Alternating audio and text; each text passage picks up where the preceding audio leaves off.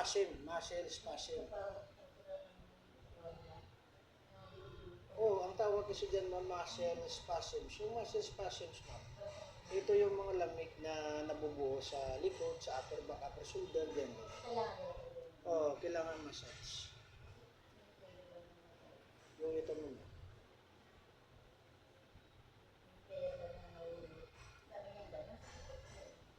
At saka, at isa pa ma'am, yung player na nalunod, crime yun ma'am, pinatay talaga yun ma'am, kasi ma'am, oh, paano ka ma'am makakalutang ma'am pag merong simento sa paa mo? Kung ikaw man ma'am yung sa loob. Oo, merong simento ma'am, so kaya namatay yung estudyante, nalunod. Katulad sa iyo ma'am, halimbawa, gapos kita ma'am, lagyan ko ng pabigat yung paa mo. Kahit gaano ka ma'am kagaling lumangoy ma'am, pag naka ano yung paa mo, nakagapos yung paa mo, talagang hindi ka makakalangoy ma'am, sure. Ha? Hindi marami sila ma'am palusot, pero ano yung palusot mo? Ma'am, patay na yung mga estudyante, yung dalawang bata na basketball player, patay na. Meron talagang foul play ma'am, kasi pag wala namang foul play ma'am, hindi sana mamamatay yung mga estudyante. At isa pa ma'am, dapat sa swimming pool ginawa yon, hindi yung sa sa Ang pag-CPR, palitin yun. tama yung pag-CPR ma'am, pero yung paglagay ng bakal sa paa, yung simento, bawal yun. Katulad sa iyo ma'am, halimbawa, lagyan kita simento sa dalawang paa mo, paano ka makakatakbo? Paano ka makakalangoy? Paano ka makakagalaw? Siyempre hindi ka makakagalaw. Eh pag nasa tubig ka ma'am, malulunod ka talaga. Kasi nang kinuha siya, may tayo sa spine. Oo nga, mali yun. So parang sinalvage ka, parang ganun.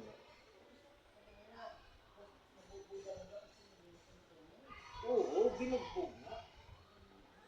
Bali ang ginawa doon ma'am, binugbog yung dalawang player, tapos tinali yung paa, ilagyan simento. Parang ano yan ma'am, parang salvage, parang gano'n.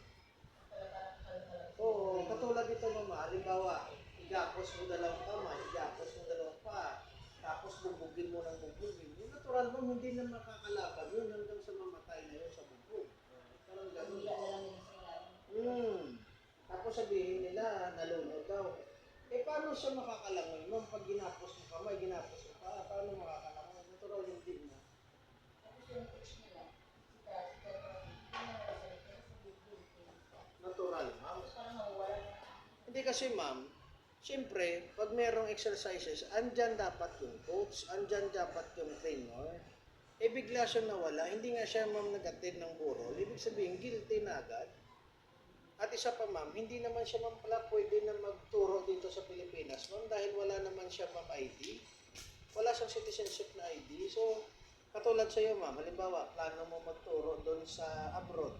Pag wala ka ma'am citizenship, hindi ka makakaturo doon ma'am sa abroad. Pero pag pinilit mo talaga, pag merong nag-research, lalo-lalo na gobyerno, pwede ka talagang deport dito. Natural, inggit siguro, at saka dapat sana ma'am, talo sila.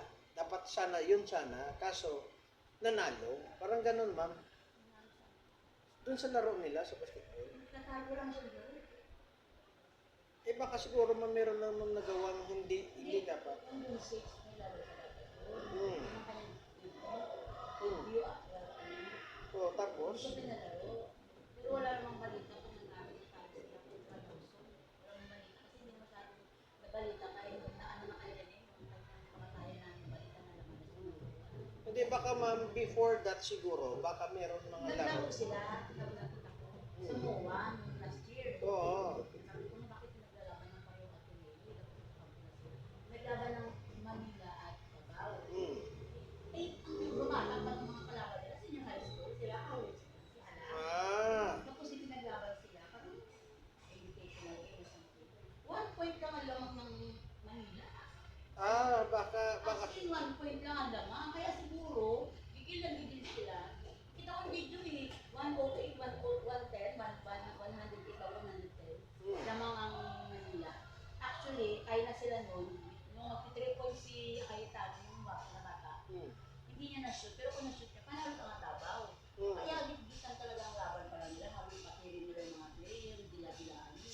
ang Sabihin nun, parang nagkaroon sila ng puga. Pag ito naging teammate namin, maaagaw pa niya yung kasi, ano eh, magaling daw kaya lang, magaling talaga, pero balyak, binabalyak sila, baldado sila that time.